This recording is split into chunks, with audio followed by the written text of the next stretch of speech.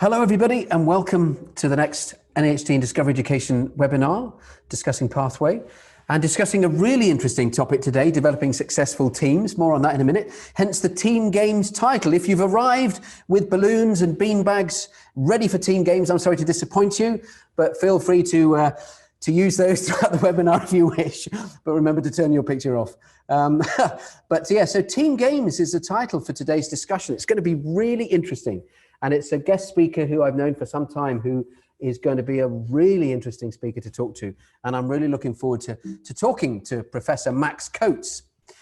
If you'd like to register your interest in the Pathway program, we mentioned Pathway throughout this, and I'll be doing a little demo at the very end, but this is a thought leadership piece rather than just talking to you about Pathway. But if you'd like to find out more about this Pathway program that we keep referring to, please click on that URL there. And that address there will also appear on the chat stream throughout this webinar, where you can click on that and go straight to it and find out more. If you'd like to join the discussion, there's going to be a lot of discussion today. You can do so by clicking on the chat button throughout this webinar. And in previous webinars that we've run, lots of people have been doing that, and we've had some really interesting comments, and I will try and feed your comments and your questions to Professor Coates throughout this, and certainly we'll allow some time at the end of the session for me to pose some of your questions directly to Professor Coates as well, which is great. If you'd like to join in the discussion on social media, and a lot of people have been doing that, it's been very interesting hearing from people's comments. Hashtag the whole teacher is the hashtag that we're using. And there's been some very interesting comments about our unique approach, I think, to both the personal and the professional development of teachers and leaders today.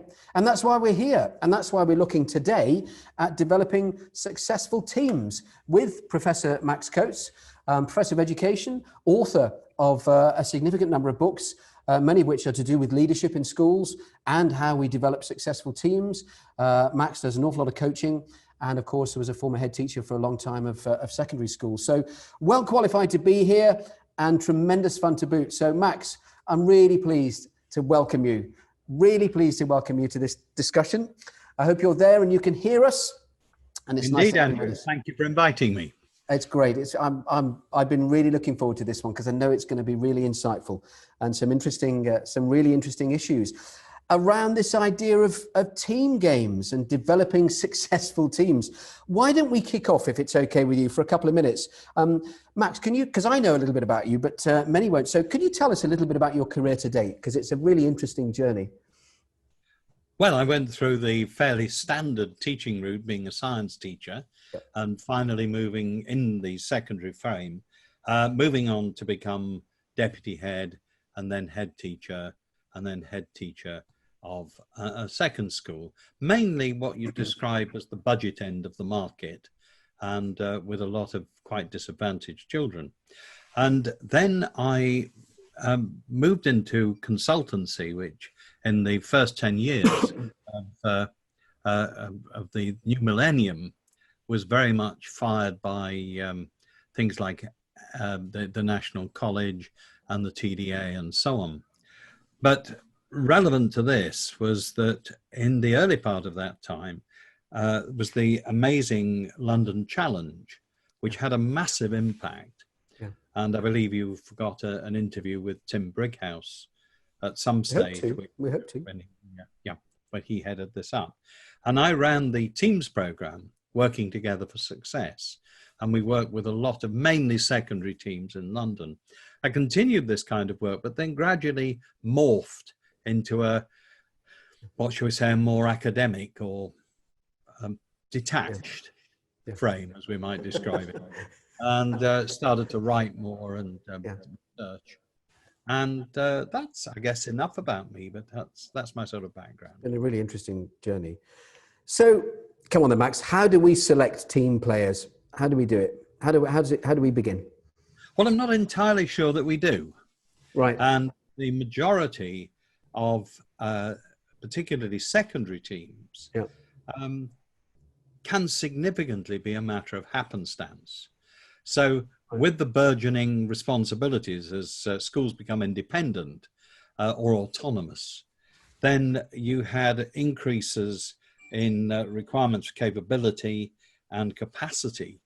And so these teams became increasingly filled with people who did data and data and data, Right. pupil pursuit, key stage 3 rather, key stage 4, community relations, you know, all of those kind of things that you find in there. Yeah. And the happenstance element was really quite interesting, because what happened was these people were employed for their specific abilities, Yeah. their task-based contributions.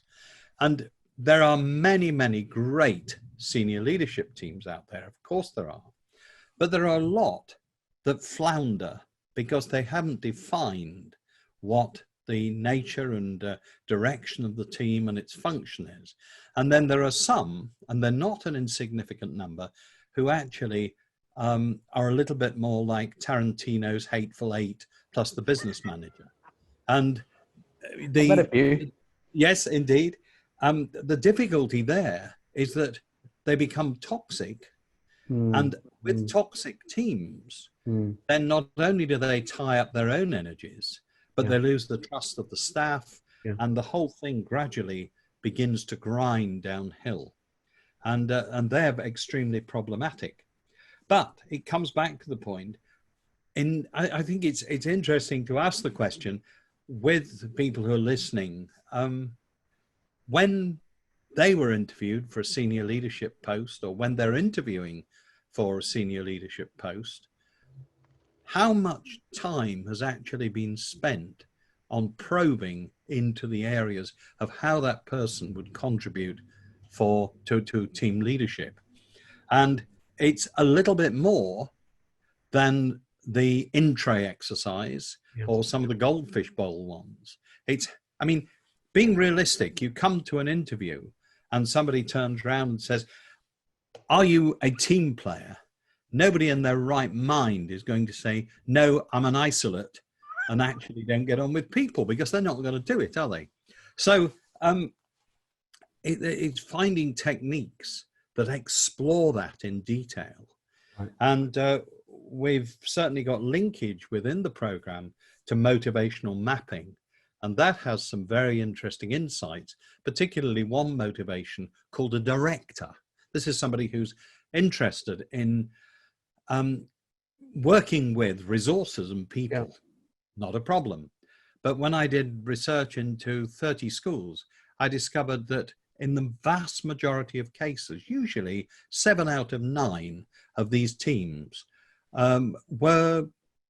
this motivation was not there. So of course they can transcend it, of course, but they're not natural leaders of people. So exploring on that, Gosh, it's so difficult to get right, isn't it? There's so much that you need to look at before they start. But once we've selected our team players, how do we articulate clarity of purpose for our team? How do we construct the roadmap for the team and get them on board? There's been a very heavy emphasis on strategy. Of course, the problem with strategy is that it can often be very ephemeral. And so it disappears as the latest policy change cuts in. However, I think that it's useful to think of the DNA helix. Right. And most people will be familiar with that, of almost like a twisted ladder with the bars going across it. We're used to strategy. We're used to plans, 1 year, 3 years, however much, and beyond that, sometimes we move into the world of fantasy, but we've got that sort of element. But however, very rarely is there a conscious second strand going up, which is the development of culture, how the team leads, changes, and influences culture. And the two remain, just as they do in the double helix, connected together. So you can have with your team, I would certainly recommend for every team that they spend time, I know time's precious, but they spend time on values, mission, and vision statements. They're not synonyms. The values, how do we work within the team? How do we show our behaviors to the rest of the school staff and the pupils? The vision, very much we've got a longer term direction that we want to take the school in. and the mission. How are we dealing with the now, the present?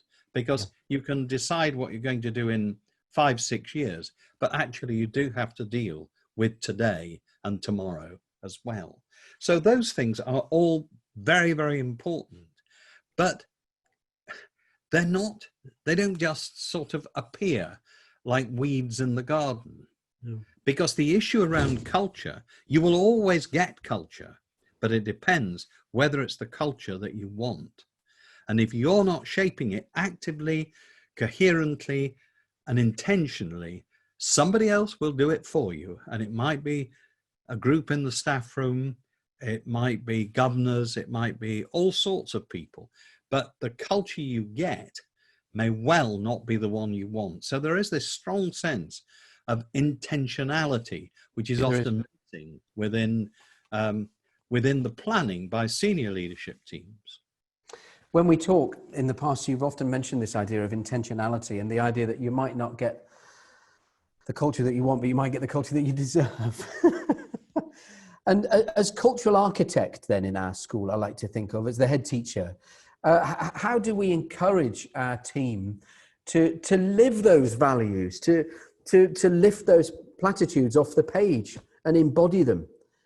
Because they are models for those values. How do we encourage our team to do that? Well, again, there is it requires the reflective practitioner on the part of the school leader to actually be saying, what do we need? What do we not need? And of course, one of the big difficulties with teams is that there is no substitutes bench. It's very, very difficult to take. Well, I have seen it done, but it's very difficult to actually take a recalcitrant member of the senior leadership team who's undermining and say, hey, time out. You're on the bench. Move to one side, go and sit on the bench. So a key thing is that the leader of the team, almost certainly the head teacher, principal, what you have, has got to actually call out behaviors, has actually got to train his team, and has actually got to coach the members of the team so that they get that high performance. I've often said that when I've been in team meetings and got bored, I've worked out how much the hour or several hours are costing in terms of people's salaries. And sometimes it really is not good value for money. So it's not accepting poor behaviors.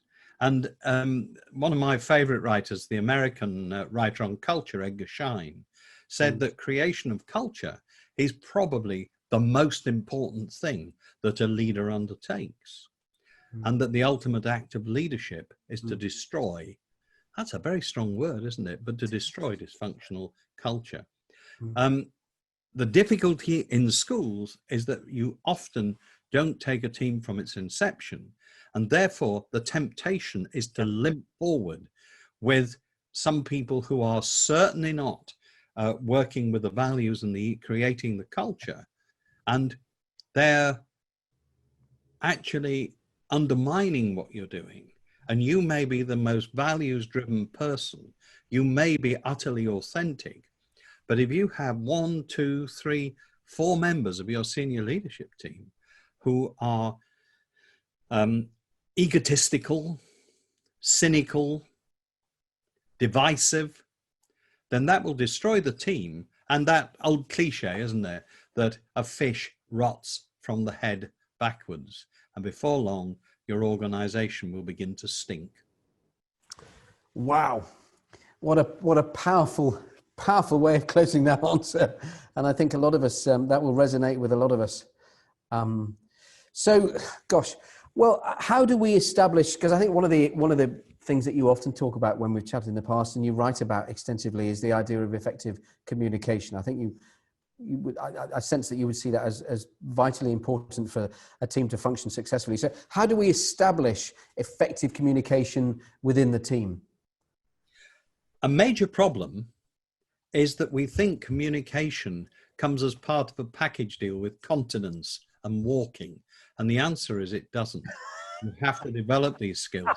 You have to actually work hard at these, of which one powerful route is coaching, which is not a minority sport, but is actually the nature of communication across teams. But I'm actually even more interested in how does the team communicate to the rest of the staff.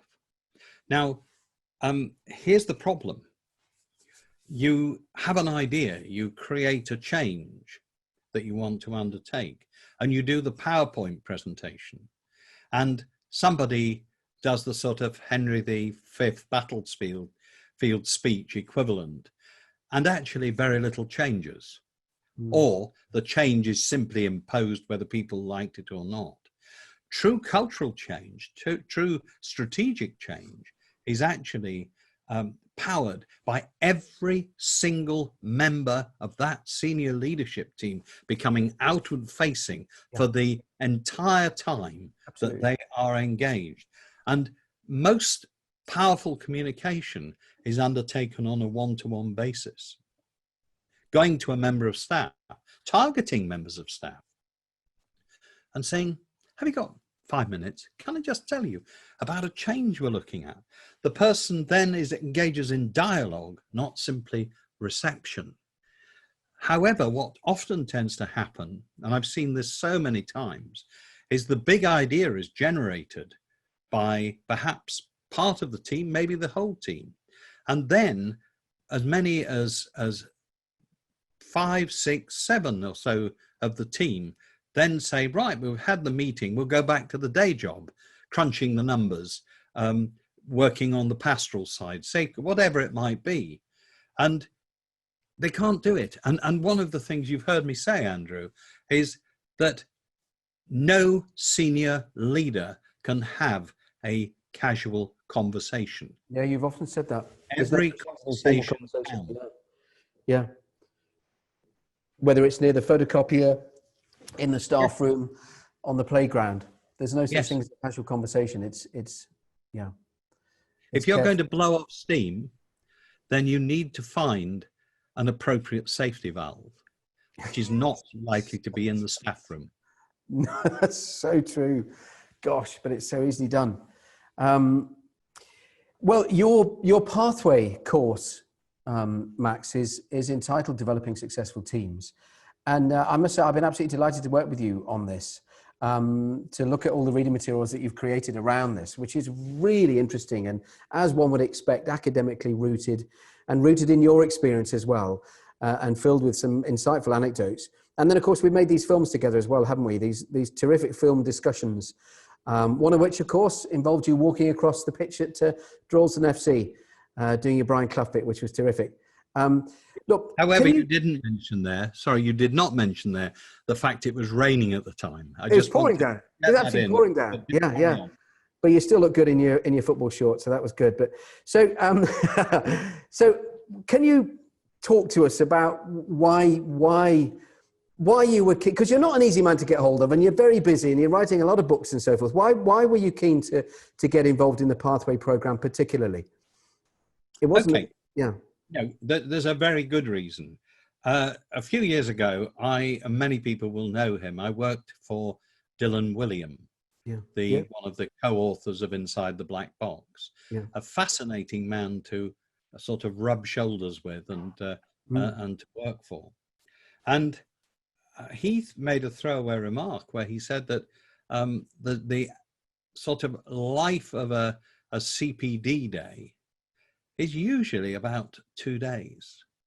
Right. So the most banal thing you can do with CPD is have an evaluation sheet. Yep. Because all it usually measures is to whether the staff stayed awake or whether the person was engaging and entertaining. The ultimate thing of CPD, I would suggest, is twofold. First of all, it builds capacity. And secondly, it supports sustained motivation. And these have been very, very difficult times. And when I looked at the Pathway program, and we've had these discussions as it began to evolve and generate, and began to see some of the great people that you've drawn in, what I noticed and what I saw was not only a tide of talent involved, but I also saw a structure within it, which seems to me will lead to both change and a sustained package, a sustained consequence of the training, the development, and the reflective pieces that are contained within. So I'm extremely hopeful. It's certainly professional, which I welcome, but it's that sustainability of professional change that I want to give a round of applause to. Well, that's very kind of you to say so. I mean, we both worked in headship. You for longer than I was in headship, and we've both seen staff come and go. And sometimes when it seems that they're troubled, perhaps lacking motivation, perhaps even lacking that team spirit that you've just talked about, we send them on a CPD, and sometimes they'll come back and think, well, as a result of that CPD, he knows it and I don't. Or the person on my table seems to be more clued up than I am, and it doesn't always help, does it? And even when it goes well, as you rightly suggest, quoting from Dylan William, it may last 2 or 3 days. And I think that was probably something that I was most concerned about, how it can be, to use your word, more sustainable, how it can be more sustained, I suppose. And I think in doing that, in order to do that, I think I wanted to be mindful of the idea that on the receiving end of a CPD course is a person, is a human, existing not just from the neck upwards, but your piece around teams is so interesting, and the way you place communication at the center. And we've had some interesting comments already, actually. I mean, interesting one from Kevin, actually. Thank you, Kevin, saying communication, the biggest challenge in a world of scarce resources, little or no capacity, and little time. And communication is everything, isn't it, in that situation? Thank you, Kevin. I've had some great questions, and I think we'll just start to sort of introduce a few, if we may.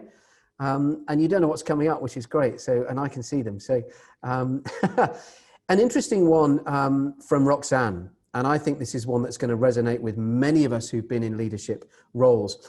How can you destroy a dysfunctional culture that has been embedded before you joined the team? Wow. Yeah. The answer is not easily, but it's not a how can I do it, but how can I not do it is the and I think it's about thinking very, very much, being very clear where you want things to go, and actually being very clear what it is the behavior that you're calling out. The key thing is actually to pick your moment, just in the same way that certainly when I was teaching, I wouldn't humiliate a child in a classroom. I wouldn't humiliate somebody within a leadership team. But I think it's important to actually make the point that just as we might challenge somebody on competency grounds, that if they're undermining a team, that actually that can be challenged on those same grounds. It won't be an easy ride. It will be very bumpy. But if you don't, then the chances are they'll still be there in 3 years and you will be out. And you won't. Gosh, that's going to resonate with a lot of people, I think. Sorry, there's so much more about that. Oh God, of course. We're scratching the surface, but absolutely wise words. Here's another one, and I'm sorry to rattle on. I'm just really keen to get some of these questions to you. This is from Mike. Thank you, Mike. What advice would you give to a new head teacher who is trying to create a positive culture in a school where there is a lot of resistance to change? Once again, there's got to be a very clear understanding of culture. And I mean, it's about looking at, I would suggest something like Kurt Lewin's stakeholder analysis, being clear where the centers are, where the supporters are, where the neutral ones are, and where the antagonists are. And actually live it out day by day. But there are people who are worth working with, not because everybody has worth, but worth working with because they're going to commit to change. But it ultimately bringing that down, it takes time. I mean, probably a real major cultural change is going to take 5 years. We used to rapid policy change. Now it's going to take 5 years. And actually make sure that you have your personal backup, but actually go and take people on. But pick your time. You don't just have a skirmish when it happens. You actually pick the issue when you need to do it. I lay claim to having run one of the most dysfunctional teams, toxic teams in this country, and I paid a very real price for not picking those fights in the appropriate time. Wow. Wow. So, gosh, do you think this is an interesting one from John? Thank you, John. Is there an optimal number of members in a successful leadership team? What is too many or too few? That's an interesting question, isn't it? Yes, isn't it? I mean, you see, the bigger your team gets, then obviously the number of interactions that are possible, you want to lever up contribution. So normally it's about 6 to 9. But the major problem we've got to, I mean, a few years ago, they did cross-sectional change teams, or tried to.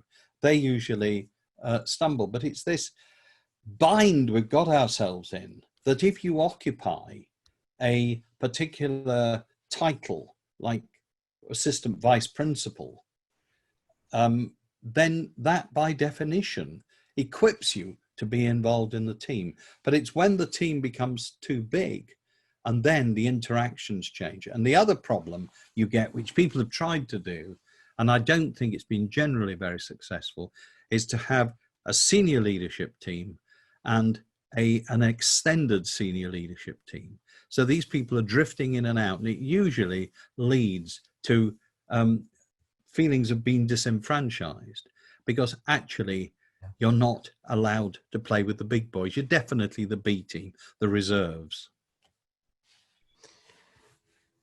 Fascinating. This is an interesting one from Christine. Thank you, Christine. Could there be good reasons for SLT members to be disgruntled? How to explore this honestly? So if there are reasons why, and you know that the reasons why your SLT members feel disgruntled, how do you get into exploring that honestly? How do you give them license to do that to you? Well, I think 3 things very quickly. Yeah. One is that at the end of every senior leadership team meeting, or indeed every team meeting in a school, there should be a sacrosanct review period of about 10 minutes. I know time's pressured, you can't afford not to do this. So the team actually looks at how it's performed, how it could have performed better, not how we can slag off individual members, but how we take it forward. I think the second thing is that the person who is constituting the team should actually engage in some level of guided reflection. If they're good at it, they can probably do it themselves. If they're feeling stressed and under pressure, maybe to use a good coach. And the third thing is I would recommend them to look at Patrick Lencioni's work, 5 Dysfunctions of a Team. And one of the things in the back of there, and indeed we will have it on when that our module comes out. It's in the course, isn't it? Is the actual diagnostic. However, you have to be careful, because it's based on trust is the bottom line, and it's got to have some level of anonymity. If you cannot ask your senior leadership team, who trusts the team or who trusts me, that is just a non-starter. So those are 3 things off the top, which I think would be very pertinent. We've had, thank you, Max. We've had a good number of questions from Sarah, actually, and I hope you don't mind, Sarah. I'm just going to go for one of them that really sticks out to me, which is, what do you think, Max? How do we look after ourselves as leaders whilst going about changing the culture? And that's important. How do we look after ourselves when we're in the midst of that major groundworks? We've got the Tim O'Brien strand, strand. The wellbeing program. Very, very important. What I would say is this, is that the human brain has not changed for about 50,000 years. We are running these complex organizations with a little add-on that's grafted on to effectively a set of neurological behaviors that were equipped us as hunter-gatherers. So the predominant thing, I mean, we're looking sort of the rational part operates on 40 nerve impulses a second. The limbic center underneath, where all our emotion and so on is 40 million. nerve impulses a second. Now, as soon as that cuts in, we're in trouble, because we will stop making effective decisions. Instead, we'll go to all or nothing thinking, and that's not helpful. So it's, I mean, there's common sense things. Things like exercise, diet, watching your sleep, all of those are important. But making sure you have a very clear support network, and that you are consciously deploying that so that you don't become isolated. And it might sound hackneyed, but actually ensure that you use de-stressing techniques such as mindfulness and some level of meditation. Absolutely. Would also be very helpful. Absolutely. I can also recommend an extremely good book called It's Doing My Head In, but basic humility and modesty prevents me from mentioning the author. Well, I don't know about that, because we've had a question about which would be Max's best book to recommend. And as somebody who's read a lot of them, I would say It's Doing My Head In is the one to go for to begin with. If you said on teams, I'd say probably Patrick Lencioni. Right. If you said stress and survival within the role of stress, I wouldn't say mine's the best book, but I certainly poured my heart out. It's very honest. Yeah, it's so authentic. It's very honest. This is an interesting question from Catherine, Max. I feel like the only member of our SLT who isn't a yes man. I find that role really hard as deputy. How can I encourage others to be more confident to share their real opinions rather than sharing with me outside the meeting? I've seen and experienced that so often, Catherine. I think that resonates with a lot of us on this call. I guess you've got to look who's leading that team. Right. And if their expectation, if they're running it as a dictator, right, where, I mean, it's back to Lencioni, a lack of trust. I mean, Lencioni just maps this out beautifully. But if you have that team led by a dictator who is not going to brook criticism and is going to create this, then probably you should be looking for another job. Right. And perhaps along the similar lines from Patrick, really good question from Patrick. How can you develop in a team if the executive head is a micromanager? Mm-hmm. At some stage, I mean, there are phases in development, and a lot of executive heads, multi-academy trusts are running at a formative stage. Yeah, yeah. But this has to be considered very carefully, and a discussion at some stage is necessary about this. Yeah. Why do you feel the need to micromanage? What they're probably not going to say is that they're scared to death. Because we often think these people are competent, but actually they probably need to read It's Doing My Head In as well. Dead right. And so it's got to build. Lencioni comes and says the foundation of all of this stuff is trust. And there's got to be work on developing that trust. And not, otherwise the danger is you just explode at some point. And if you explode, you'll probably have the best conversation you've ever had before you're fired. This is so true. This is ringing so true. It's fascinating. Let's think about the beginning of the school year. We've had a great question from Kevin here. This may have to be the final one. We've had more questions on this webinar than we've had in previous ones.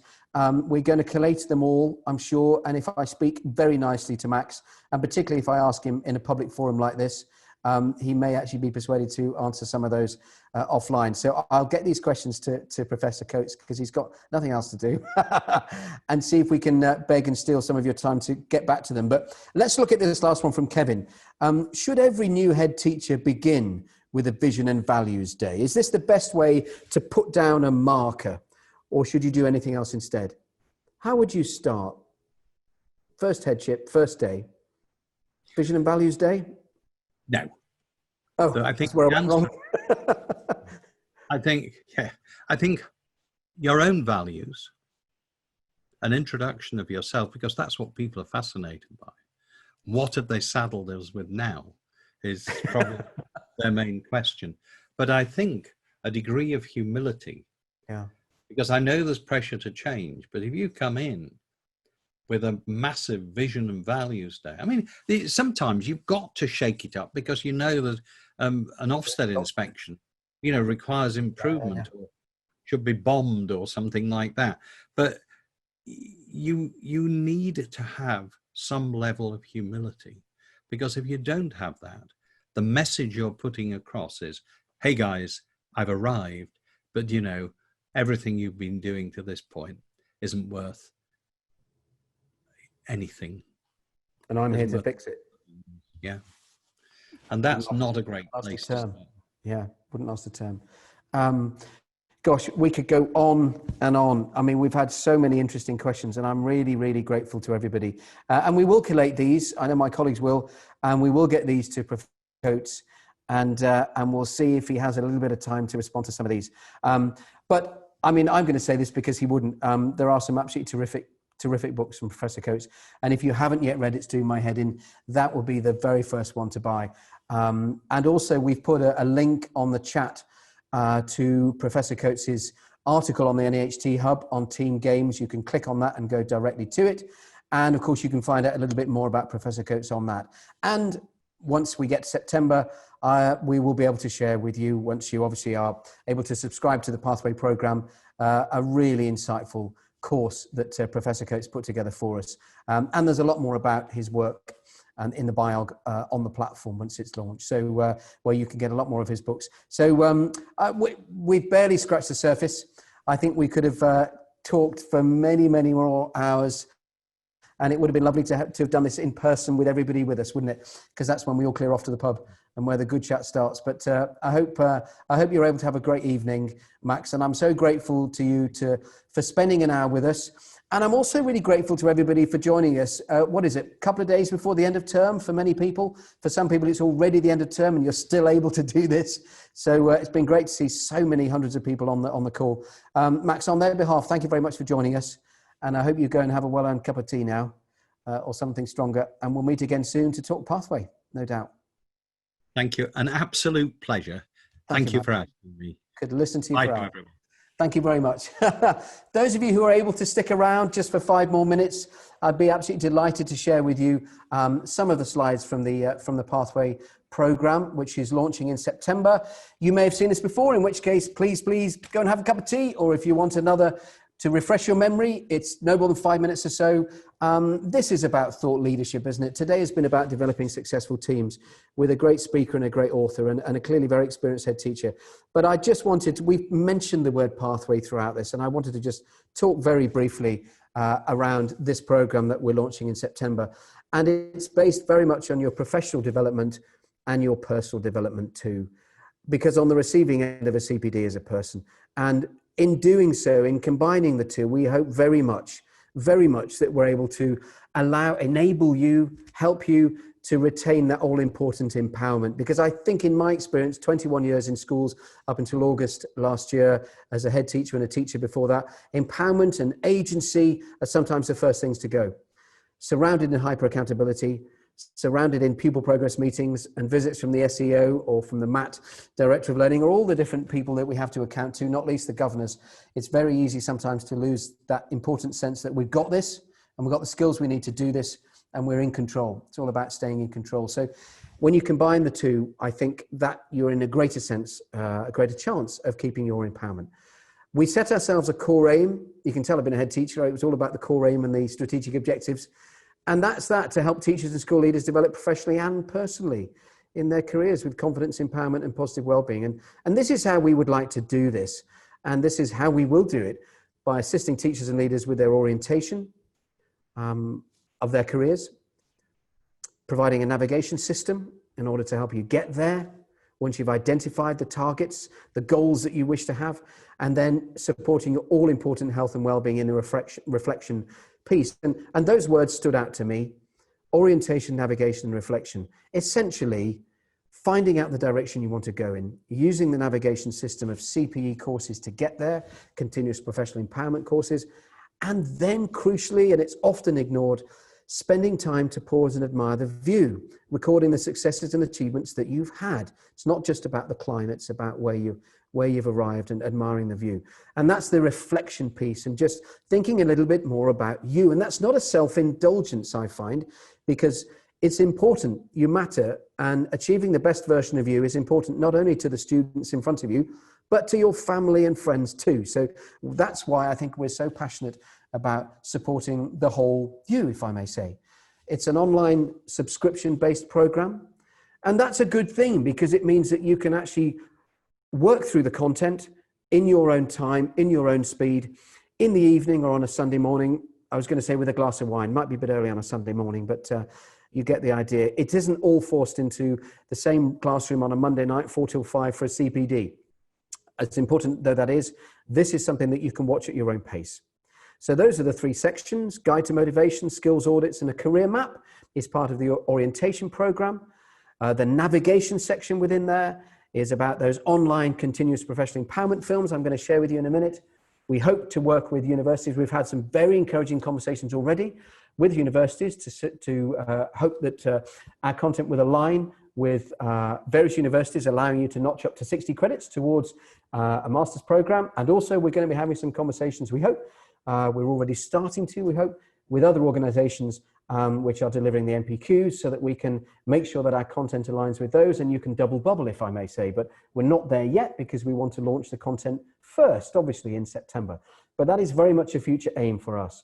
The online community is very much an immediate aim, which is to do with lots and lots of webinars like this right the way through the year for Pathway users, and webcasts, podcasts, and also within each of the online CPE films and reading materials, you can record your own comments and you can see the comments of others and respond to those. That's the communication, the community piece. And the reflection piece is a really impressive, bespoke, unique wellbeing program written by Professor Tim O'Brien and Dr. Dennis Guiney, and an advice hub powered by the NAHT, and a career portfolio where you can record your own achievements to date. In a little more detail, you'll see the guide to motivation there, understanding the nature of motivation, what motivates you, and your motivation plan. Skills audits with teacher standards and the leadership competencies that have been identified by a couple of very experienced former leaders and leadership recruitment consultants and leadership professors of education, one of which is Professor Coates himself. So we commissioned Max and also Mike Abraham, very experienced head teacher and leadership recruiter, to come up with some leadership skills. So these 2 different audits are for self-assessment, where you can actually assess yourself without fear of being judged or receiving some sort of nomenclature to see whether you're a good or outstanding leader. These are about self-assessments and self-reflections. And your career map, where you can chart the targets and goals that you wish to achieve in your coming years ahead, both professionally and personally, and in terms of your health and well-being goals. It's the whole package because it's the whole year, isn't it? And that's the navigation piece with lots of CPE courses, which I'm just about to show you in a bit more detail. The accreditation piece I've talked about, that's very much our aspiration, which we hope to start very soon to get that certification and accreditation towards master's programs. And then, as I said, the podcasts and webcasts that will be running right through from September, well, from now, but certainly right through from September for Pathway users. We are going to have a very regular program of thought leadership webinars, which you can respond to through your chats and through social media afterwards, to really get this community going for proper thought leadership in its true sense, as we've heard tonight. The reflection piece is the wellbeing program, with a whole series of films and reading materials from Professor Tim O'Brien and Dr. Dennis Guiney, and the NAHT Advice Hub, powered by the NAHT experts who are constantly on the phone to head teachers and senior leaders across the whole sector, knowing that you've got the right policy, the updated statutory guidance. You don't miss your deadlines for census submission data and so forth. That's all really important part of not just your professional role, but your well-being too. I know from experience where you've missed deadlines for various different census and reports. So you really need to get that latest advice from the Advice Hub. And the NAHT, of course, are working with us on the whole program. So I'm delighted that they're taking charge of that Advice Hub. And the career portfolio, unique, where you're able to see a dashboard showing your levels of investment in yourself. So this isn't Raise Online, showing the attainment and progress data of your students, how close they are reaching the elusive score of 0 for their progress, how many of your children will meet floor standards. No, it's actually your levels of investment in yourself, your motivation plan, which is an interactive program which you respond to throughout your career, and your skills audits and your career portfolio. The whole thing is wrapped up in a pathway dashboard, which I'm really excited about, which is unique because it's showing your levels of investment in you. High quality content throughout. These are just some of the authors that we've had the privilege of working with. You'll see Professor Coates there. Lots of experts in their field. We filmed with Pran Patel on Friday, a wonderfully insightful and really thought-provoking program about diversity, inclusion and equality, which was really epiphanic for me and for those around us, those who are working on that. That was a really insightful day. And we've had so many other epiphanic moments like that working with these authors in discussions, and they are filmed discussions. At no point are these master classes telling you how to do it based on the assumption that you don't know how to do it. These are discussions which you can respond to in your own unique way with responses below each discussion, and you can go back and watch them again and again when you need a top-up. But really engaging speakers, really engaging, insightful discussions. These are some more based on teaching and learning. We had a terrific day today with Mike Childs, who's just had a terrific book called The Craft of Assessment published. Many of these people we're working with are authors in their own right and experts in their own field. A great film that we're going to be filming tomorrow with David Gumbrell, who many of you may have seen speak on the webinar a couple of weeks ago about resilience. He's had many books published about resilience, and we're going to be doing some terrific filming with him tomorrow for his course on resilience in teaching, and many more besides. So really excited. Many people will recognize Hal there, who did a terrific course on the Agile Teacher, on agility in teaching, and the list is endless. Deborah Kidd, many people will have seen speak before. Her film on the curriculum of hope, how we enrich and bring equality and enrichment and accessibility to the curriculum, is a terrific course.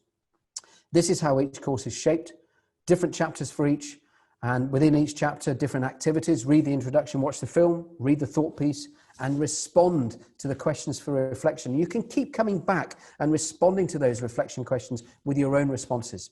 So these are just a few quick screenshots to show you the website that we're building now, working with a really talented development team on building a very intuitive and very enjoyable, actually, website to work your way through. It's a nice place to be, I have to say.